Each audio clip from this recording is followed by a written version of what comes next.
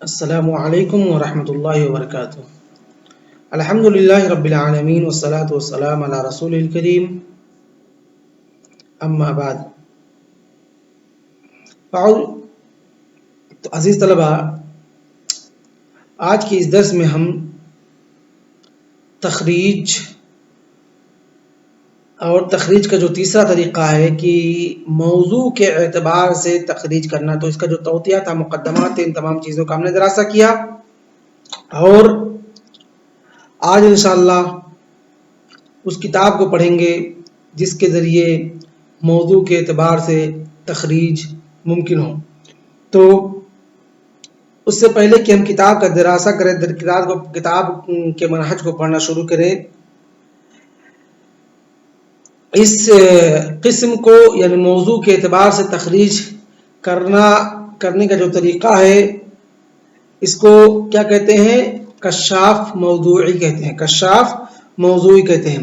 اس کے اندر کیا ہوتا ہے کہ موضوع کے اعتبار سے حدیثوں کو مرتب کیا جاتا ہے حروف معجم پر، یا موضوع کو حروف معجم پر مرتب کیا جاتا ہے، اس کے بعد اس کے اندر حدیثوں کو بھی حروف معجم پر مرتب کیا جاتا ہے۔ مثال کے طور پر آپ کو سمجھاتا ہوں، جیسے کتاب الایمان، کتاب الاشربہ، کتاب الاطعمہ، اور کتاب النکاح، کتاب الطلاق، کتاب الرجعہ، کتاب الخلع، اور اسی تعلق سے کتاب القیامہ اور کتاب اشراط الساعہ، یہ تمام جو کتابات ہیں، کتاب التفسیر، کتاب الزکوٰۃ، کتاب الصلاۃ، کتاب الحج، کتاب الصوم، اس طریقے سے جو کتابیں ہیں، حدیثیں ہیں، ان کے جو موضوع بیان کیے گئے ہیں، ان موضوعات کو حروف معجم پر مرتب کرنا، یعنی سب سے پہلے جو وہ موضوع ان میں سے جو حرف الف یا حرف حمزہ سے آتے ہیں، پھر با سے، پھر تا سے، پھر تا سا سے، اس طریقے سے یا تک۔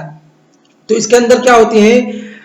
جو موضوعی ہوتی ہیں، وہ جو احادیث کے اہم کتاب ہیں، ان کو حروف معجم کے اعتبار سے مرتب کرنا، حروف معجم کے اعتبار سے مرتب کرنا۔ مثال کے طور پر کتاب الایمان، اب کتاب الایمان یہ حمزہ ہے، اس سے کتاب الایمان سے شروع کرتے ہیں۔ اب کتاب الایمان سے شروع کرنے سے، یعنی کتاب الایمان الف یا، اس سے پہلے آئے گا اطعمہ، اس سے پہلے آئے گا اشربہ، تو اس طریقے سے یعنی اشربہ، باب الاشربہ، کتاب الاشربہ سے شروع کرتے ہیں۔ تو اشربہ میں کیا ہے؟ اب وہ حدیثیں جتنی بھی شرب سے تعلق رکھتی ہیں، مصنف رحمہ اللہ ان کو حروف معجم پر مرتب کرتے ہیں۔ کیا کرتے ہیں؟ ان کو ذکر کرتے ہیں۔ اب ایک موضوع کی تمام احادیث ایک جگہ پر اکٹھا ہو گئی ہیں۔ اب ہمیں اگر کتاب الاشربہ کی کوئی حدیث تخریج کرنی ہے یا کوئی حدیث ڈھونڈنی ہے، تو ہم کہاں پر جائیں گے؟ اس باب کی طرف فوراً متوجہ ہوں گے جس کے اندر موضوع کے اعتبار سے حدیثوں کو مرتب کیا گیا ہے۔ تو کتابیں ہمیں، ان کتابوں سے ہمیں کون کتاب پائیں گے؟ فوراً وہ کتاب ہم جو پائیں گے، جو اٹھائیں گے، وہ ہوگی مفتاح کنوز سنہ، جس کے اندر موضوع کے اعتبار سے حدیثوں کو مرتب کیا گیا ہے، اور کتاب کے جو موضوعات، جو عناوین ہیں، کتاب کے نام رکھے گئے ہیں، وہ حروف معجم پر مرتب کیے گئے، پھر اس کے تحت بابوں کو ذکر کیا گیا ہے۔ تو اس کے اندر جو کتاب ہمارے لیے مفید ہوگی، یا جس کتاب کے ذریعے ہمارے تخریج آسان ہوگی یا کر سکیں گے، وہ کتاب ہے مفتاح کنوز السنہ۔ کہتے ہیں وَهَذَا الْكِتَابُ عِبَارَةٌ عَنْ فِهْرِسٍ مَوْضُوعٍ مُرَتَّبٌ عَلَى حَسْبِ الْأَغْرَاضِ وَالْمَعَانِ وَالْمَوْضُوعَاتِ عَلَى حُرُوفِ الْمُعْجَم، کہ یہ کتاب جو ہے یہ فہرست کا ایک عبارت ہے، یعنی اس کا نام جو ایک کتاب ہے، یہ اس کے اندر احادیثوں کو حروف معجم، یعنی کہ احادیثوں کے کتاب کا جو حدیث کے اندر جو باب باندھتے ہیں، کتاب باندھتے ہیں، ان کو حروف معجم پر مرتب کیا گیا ہے موضوعات کے اعتبار سے۔ اور اس کے اندر کتنی کتابیں شامل ہیں؟ اس کے اندر اس کے جو مصنف رحمہ اللہ، انہوں نے 14 کتابوں کے حدیثوں کو موضوعات پر مرتب کیا ہے۔ اور اس کی کتاب کے مصنف کون ہے؟ اس کتاب کے مصنف A.J. وینسنگ ہے، جنہوں نے المعجم المفہرس لالفاظ الحدیث النبوی الشریف کتاب لکھی تھی، وہی اس کتاب کے مصنف بھی وہی ہیں۔ اور اس کتاب کی تصنیف میں انہوں نے تقریباً 14 سال لگائے۔ کتنے سال لگائے؟ نہیں، اس کی 14 کتابیں ہیں، 14 کتابوں کی حدیثوں کو اس کے اندر ذکر کیا ہے، اور اس کتاب کی تصنیف میں تقریباً 10 سال لگائے ہیں۔ کتنے لگائے ہیں؟ 10 سال لگائے ہیں۔ اور اس کتاب کو عربی زبان میں جنہوں نے ترجمہ کیا ہے، وہ ہیں محمد فواد عبدالباقی مصری عالم۔ کون ہیں؟ मोहम्मद फुआद अब्दुल बाकी, और उन्होंने ही इस किताब का नाम मिफ्ताह कुनूज़ सुन्ना रखा है। और इस किताब के तर्जुमे में तकरीबन वो कितने साल लगे थे? 4 साल। कितने लगे हैं? 4 साल। तो इस किताब को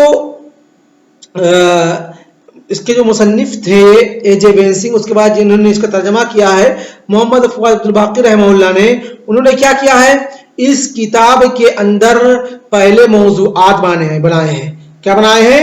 मौज़ूआत बनाए हैं, किताबों के अनाविन दिए हैं, किताब और उन अनाविन को हुरूफ मुअज्जम पर मुरतब किया। उसके बाद हदीसों का टुकड़ा जिक्र करते हैं, जो हदीस जिस मौजू से जिस बाब से ताल्लुक रखती है उसको उस बाब के तहत जिक्र करते हैं। और उसके बाद हदीस का टुकड़ा जिक्र करने के बाद किस किताब के अंदर, यानी उन 14 किताबों के हदीस को जिस पर मौजू बनाया है, उन किताबों के अंदर किस किस किताब के अंदर कहाँ कहाँ ये हदीस पाई जाती है, उन तमाम चीज़ों को जिक्र किया है। तो ये किताब उन लोगों के लिए आसानी होगी जो एक बाब के कई हदीसों को एक जगह पर इकट्ठा करना चाहते हैं। तो इस तरीके से तखरीज जो मतलब तखरीज का तरीका है, ये भी तखरीज का एक तरीका है कि मौजू के एतबार से हदीसों को जमा करना, उसकी तखरीज करना, लेकिन इससे बहुत ज़्यादा फ़ायदा हासिल नहीं होता, क्योंकि हो सकता है आप उस हदीस का जो मौजू बनाए हुए हैं, मुसन्निफ जिन्होंने इस किताब को तरतीब दिया है, उन्होंने उस हदीस का वो मौजू ना बनाया हो, उस हदीस को उस बाब में ना जिक्र कर रहे हैं। और इस तरीके से बहुत सारी हदीसें इसमें छूट भी जाती हैं जो मौजू के एतबार से एक हदीस कई मौजूआत को शामिल होती हैं। तो आप जो मौजू सोचे हो सकता है मुसन्निफ वो मौजू ना सोचे हो, इसलिए हदीस ना जिक्र किए हो। इसीलिए उलमा ने इस पर या इस तरीके को बहुत ज़्यादा इस पर एतमाद नहीं किया तखरीज करने के लिए, बल्कि तखरीज करने के लिए जो जिन तरीकों पर एतमाद किया गया है बहुत ज़्यादा, वो है सनद के ज़रिए और मतन के ज़रिए। सनद के ज़रिए और मतन के ज़रिए। उसके बाद जो दूसरे दो तरीके हैं मौजू के एतबार से, और इसी तरीके से इसकी हालत के एतबार से, इस पर इसके ज़रिए बहुत ही कम तखरीज होती है, क्योंकि इसकी तखरीज में उतनी शफाफियत और इतनी मतलब मुकम्मल तौर पर, मुकम्मल शफाफियत तो हो सकती है लेकिन मुकम्मल तौर पर तखरीज मुमकिन नहीं है। तो इसीलिए उलमा ने इन दो तरीकों पर तखरीज बहुत ज़्यादा नहीं किया हुआ है, लेकिन हम पढ़ लेते हैं।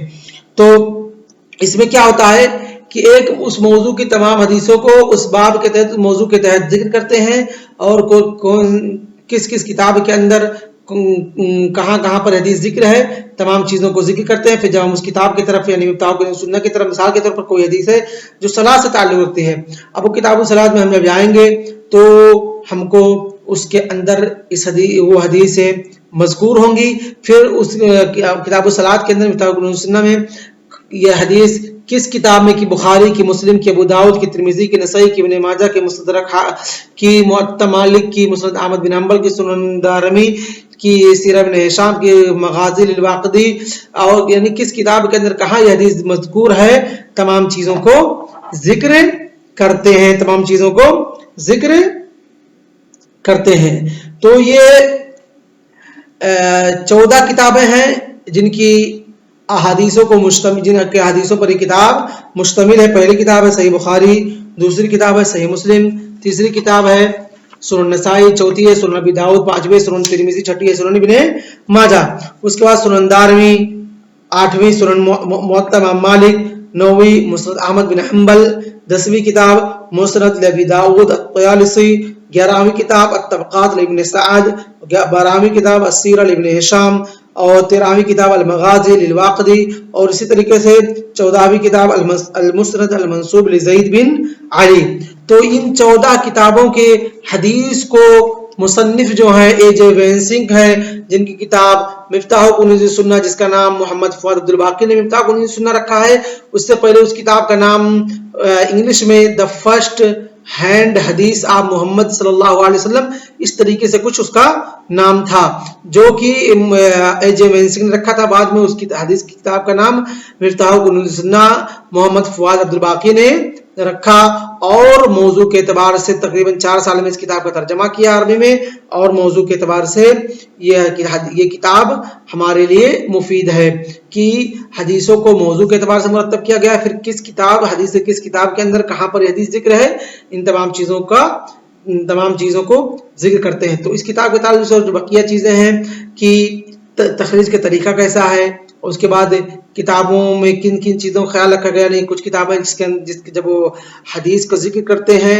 हदीस को जिक्र करने के बाद कि रकमुल किताब है, कि रकमुल बाब है, कि रकमुल किताब है, रकमुल हदीस है, कि रकमुल सफ़ा है, रकमुल जुज़ है, कौन सी किताब है, कि किस तरीके से जिक्र किया, तमाम चीज़ों को कल के दर्स में हम पढ़ेंगे। आज के दर्स इसी पर इत्तफा करते हैं। वसल्लल्लाहु अला नबीना मुहम्मद व अला आलिहि व सहबिहि अजमईन। अस्सलामु अलैकुम व रहमतुल्लाहि व बरकातुहू।